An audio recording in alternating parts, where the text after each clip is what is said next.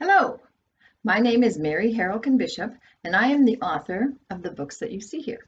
I'm most well known for the Tunnels of Moose Jaw series, which starts with Tunnels of Time. What I thought I'd do today is tell you a little bit about Seeds of Hope and do a little reading from this book. So on the cover here, you see a little boy sitting on a rock, and his name is Danny. He's 10 years old, and he just wants to be a farmer like his dad and his grandpa. But if you can notice in the picture, or can you notice in the picture, can you tell whether the farm is doing really well or whether it's struggling? Well, if you guess that it's struggling, you're right. And the reason is there's a drought happening in this story.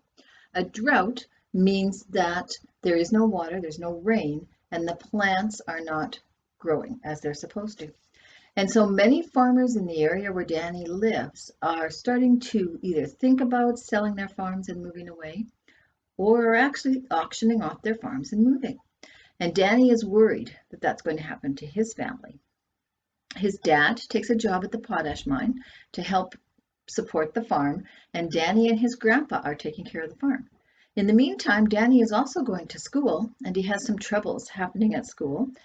And his little sister Jade, who is 6 years old, her birthday is coming up soon, and she has it in her heart that she is going to get a brand new bike. And Danny is so worried because he just doesn't know how the family can afford a bike.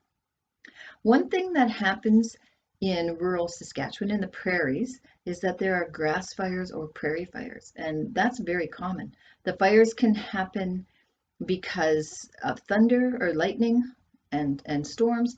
The fires can happen because people are careless and maybe throw a cigarette out the window of the car, or perhaps have a campfire or some kind of fire that they don't watch and it gets out of control.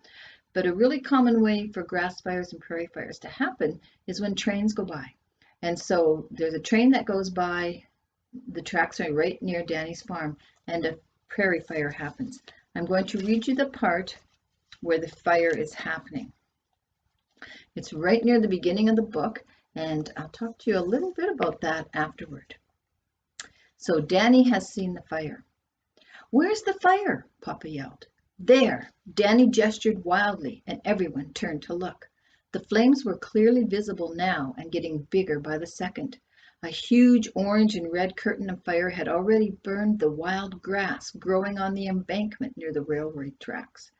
It was now devouring the grass and weeds in the ditch, spreading out in all directions. It wouldn't take long before it was into the wheat field, destroying their crops. Grandpa ran back to the barn to grab the shovels. Papa sprinted toward the tractor, yelling at Mama as he passed by. "Call the fire department." "Come on, Jade. You're staying here with me," Mama called, and opened the screen door to dash into the kitchen and call for help. "Get into the truck, Danny," Grandpa ordered, jumping in and slamming the door. Danny hopped in as the truck roared to life. Grandpa slammed it into gear, and it jumped like a rabbit being chased by a hawk.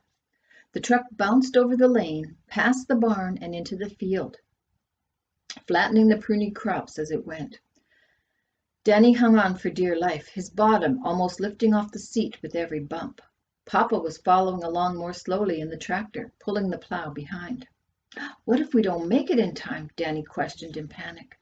Grandpa looked grim, sweat glistening on his forehead as his fingers gripped the steering wheel. "It's so dry and windy, we may be too late to save the crops." The fire had grown, spreading along the edges of the wheat field. It raced like a magical flying carpet of red and orange, gaining energy from the dry plants. Suddenly the wind shifted, and Danny realized the fire was heading straight toward the farmyard. Grandpa noticed too.